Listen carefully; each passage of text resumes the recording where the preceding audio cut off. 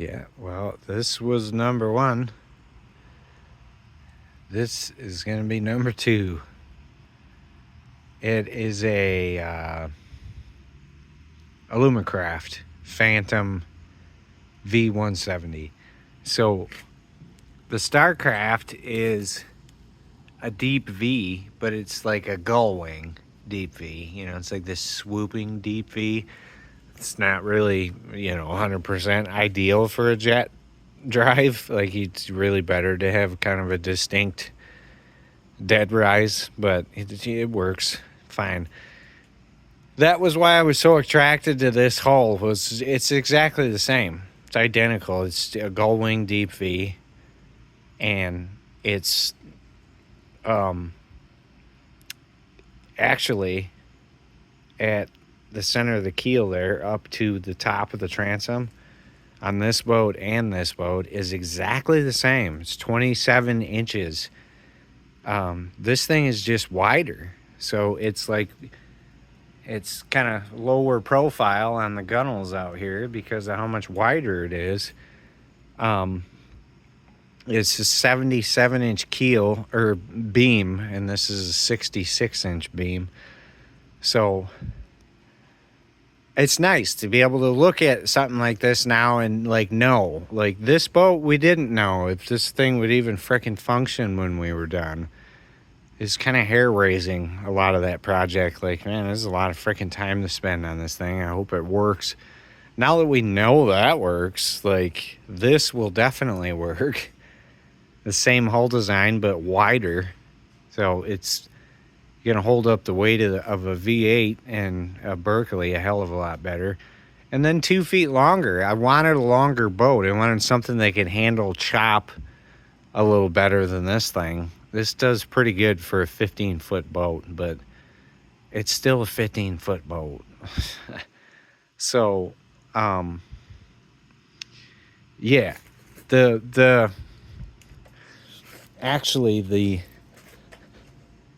My favorite part about this boat is the keel on these StarCrafts. This is my buddy's Taylor. It's a 1980 Taylor 20-foot mini cruiser.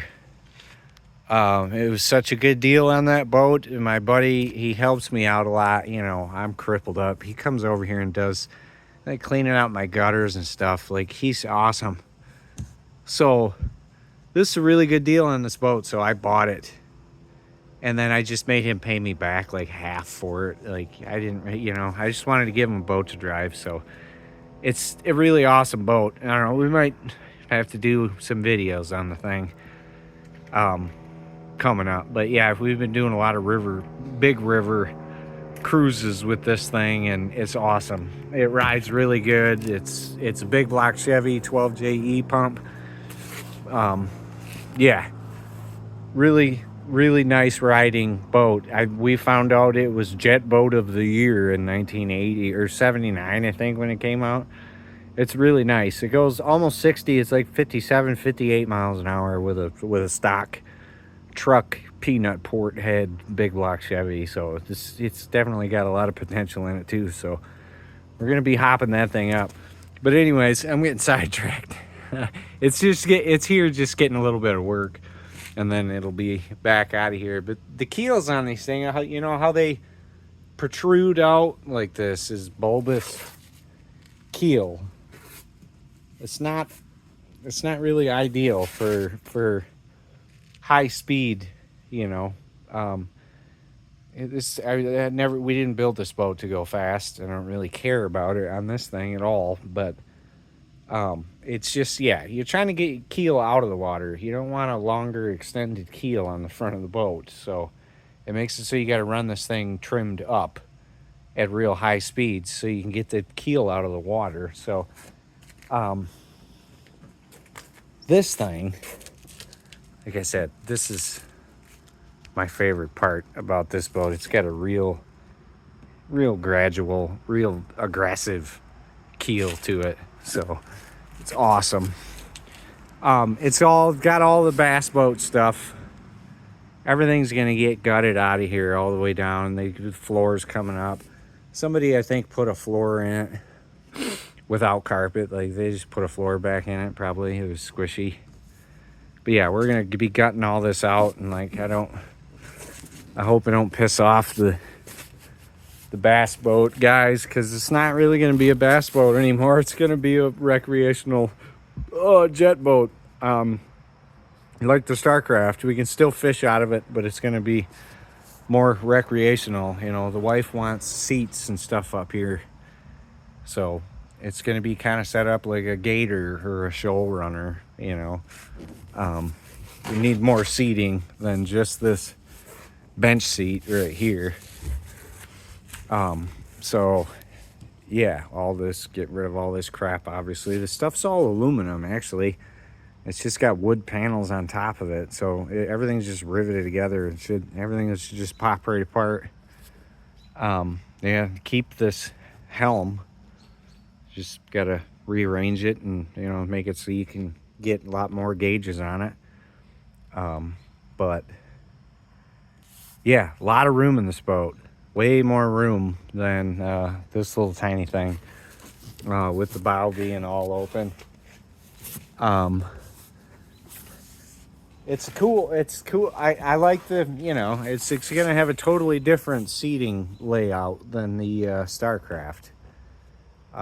You know, I do love the windshield on that thing, but it's there's probably not gonna be much of it. It might have a little windscreen over top of that helm, but yeah, there's just tons of room. You know, again, I'm looking at these boats like, they need to be, if my friend's going to be driving this, and I need this to be a support boat for me when my boat is sinking or something, you know. So it's nice, the whole thing being open, you know, my buddy can very quickly kind of run up to the front or the side or whatever the hell he's got to do, you know, to get to me when I'm in deep shit with the Starcraft. So it's pretty, you know, the front where this seat is kind of real similar to where the engine compartment is going to have to come to. I think I measured it on this thing, and it was like 48 inches from the transom up to the front of the motor. So this is pretty close. So it's just probably going to be sitting roughly in the same spot. It might have to move the helm one way or the other a little bit, but I'd like to keep these if I can. I mean, it's already got the vents for an inboard engine already on it. And see if I can just rip all this and get all this crap out of the way. And obviously with the height at the transom, you know, the height of the boat exactly the same. I don't see any reason why I can't get a nice flat deck like that on this same boat, you know, but maybe a little higher than this. And go straight across and do the same thing, have, you know, some seat mounts in it so we can still fish off it. So that's the first thing that we did on the Starcraft, was the transom. You know, it had the little drop down for an outboard too, and we built it straight across. And yeah, that was the very first thing we did. And then we got the drive set into it. So, I mean, this is all broke, and I don't even know what the hell they were trying to do here. Well, so we're just going to be cutting all this out of it, and yeah, doing the same thing, getting rid of this little drop down. But, you know, I love my little hatch on the back of this to get to the clean out and to kind of access everything back there. You could do the same thing on this, just in between these two, you know, kind of protrusions. Just go across here and make this whole entire thing open up. The entire back of this all open up. And then, you know, the hood up here is just for working on stuff in the front of the motor. But yeah, this This boat is a lot thicker aluminum too, which is really nice. It's way thicker than this boat, so it's going to be a lot easier to work with and do stuff like this. Like, you know, all the it's I mean, there's not going to be anywhere near as much welding on this boat. But it'll just be nicer, yeah, dealing with a little bit more substantial aluminum. You know, I probably stick to the same style pump, the 12JC with the, you know, the separate intake casting. It just seems like it's gonna be easier to do versus doing a setback, you know, 12JE style pump. To me, I don't know. It's a little more complicated. It makes the, you know, the pump a little bit more harder to work on in some cases, I guess, with the transom housing anyway. But I don't need to run a transom housing on this. But I do want to do a JC pump with the separate intake casting from the suction housing. The JE pump is all one big unit. You kind of have to build your own intake underneath or on the hull itself. So I just as soon do it the same way. It worked really freaking good in that boat. You know, it was pretty simple. I don't see it just shouldn't be any different in this thing. You know, like I said, the profile, everything underneath, it is exactly the same. So the engine, we're up in the air about the motor. I've always said when we built more of these things, my prerequisites were going to be, it had to have multi-port fuel injection and it had to have distributorless ignition. I'm not dealing with carburetors and I'm not dealing with distributors, just not. You know, it's not like I'm unfamiliar with them. I'm extremely familiar with them, and that's why I don't want them on these boats. I also, you know, I'm building this boat and the next boat for other people to drive, not for me to drive. So I need to not be explaining to people how to start the boat. You know what I mean? Just like turn the key and it'll start and run. I don't even want to have to think about it. And like I said, I don't even want to be dealing with the maintenance intervals of a distributor. I don't even want to deal with that. Just, that was the reasoning for this engine. People are like, oh yeah, you wanted to put an LS into a boat just because turn it into a hot rod. No, I didn't. I wanted to put a reliable, easily serviced engine with distributorless ignition and multi-port fuel injection in this boat.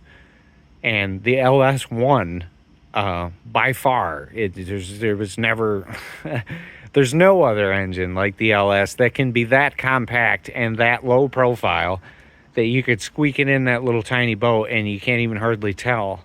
There's no engine like that. That's you know, no V8, I guess, that's anywhere near that low profile. So I'd like this to be just as low profile. I don't like the humps in the middle of the boat, you know, because you got a small block Chevy with a bit like center rise exhaust manifolds and, you know, a carburetor on the top of it. Like, they're tall. They're really tall.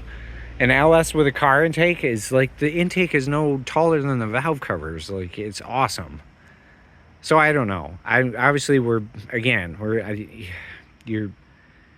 it's also the cheapest means of getting a lot of horsepower, you know, also. So I'm trying to talk myself out of it. I'm tired of working with LS motors. That's all I do is put LS engines in freaking everything. It'd be really cool to do something different. And all it's got to have is distributorless ignition and multi-port injection. So, you know, there's nothing stopping me from taking another engine and putting that on it. Or just finding a native engine that already came that way. And there's a lot of choices. Unfortunately, you're going to have to get a custom PTO made for a lot of them because it's just not available. You can do small, big block, big Ford, small Ford, and Oldsmobile, and that's pretty much it. Like, you can't get PTOs for anything else, so you have to get them made. If you want to run any weird engine. I mean, there's a lot of weird engines that I think would be really cool in this boat. You know, the other stuff that came distributorless and multi-port, like you know, a Ford Modular or something. Like I don't even like those engines, but I hated those motors working on them over the years. But if you put a new timing sets in a modular or whatever, they're really reliable. They're dependable. You can keep the spark plugs in them. They like to spit those out, but there's repairs, there's fixes for all that stuff now. I mean, I think it'd be a pretty cool engine. You know, and you got like 6 cylinders. Certain 6 cylinders would be kind of cool, like a 4.2 liter out of a Trailblazer. It's 275 horsepower. This is 270 horsepower. You know, if you doing anything screwy, you got to make custom exhaust stuff. You know, like we kind of did that on the Starcraft, just adapting it to Windsor. But I don't know. It would be nice to stick with something that, you know I can get manifolds similar to that, because, like I said, the center rise ones, a lot of the cast iron Mercruiser and Volvo and OMC manifolds are all really tall. They're huge. You don't have a whole. It's not going to be a real low profile engine. These risers sticking way the hell up. So that's the nice thing about those jet drive manifolds that are on this. They're real low. They keep everything well below the height of the intake. So I don't know. We're, like I said, I'm still totally up in the air. It'd be cool to do something different, but it would also be cool to just put an LQ4 6-liter in this, and it would work awesome, and it would probably be pretty fast. So, and I have 2 of them in the shed back there. So, yeah. Let me know what you guys think. You know, what do you got for a recommendation for an engine? I don't care what it is, but I don't want to spend a ton of money on it. I mean, who does these days? I don't want to go out of my way to put just something weird in here that costs me 3 times as much money, you know, to do it because it's cool. I don't care if it's cool. I want it to be reliable and dependable. So yeah, this is it, man. Like this, we're changing gears. This is the next boat. When I get this one done, I'm going to start on the next one after that. We're just going to keep building these things. And people are like, what are you going to get? You're going to start selling them and getting rid of them? Or like, no, I'm not getting rid of any of them at all. I'm going to have, I have lots of friends. we're going to have a whole posse out running these freaking rivers. You know, and it's just going to be like trail riding. We all go out in our Jeeps, and then we're all going to be able to go out in a bunch of boats, go trail riding on the rivers. So, like I said, I got enough friends. You're not going to be able to, you ask somebody, hey, can you come out boating with us? You're going to have your own boat to drive. There's going to be a lot of people that are, I'm not going to get a lot of people saying no to me, I don't think. So, yeah, we're just going to keep building them, and it'll just be safer and safer as we go. The more boats I got out there, running these sketchy rivers with, crazy high current, and the more we got out there, the better it's going to be. If anybody has any problems, then, it's the same as trail riding. We go out in the absolute middle of nowhere. If you broke down out there by yourself and you got no service, like, it sucks. Like, it's best to have at least another vehicle out there. Just wait until your buddy's available, and then go trail riding out in the absolute middle of nowhere in the wilderness. This is even way more deeper into the wilderness. Nobody is going up these rivers. So, yeah, lots of more videos coming up on this thing. We'll see what it looks like when we got it totally gutted in here and see what the inside of this structure of this boat looks like. So I absolutely freaking love how it looks. It's just a really cool looking boat, guys. Thanks for watching.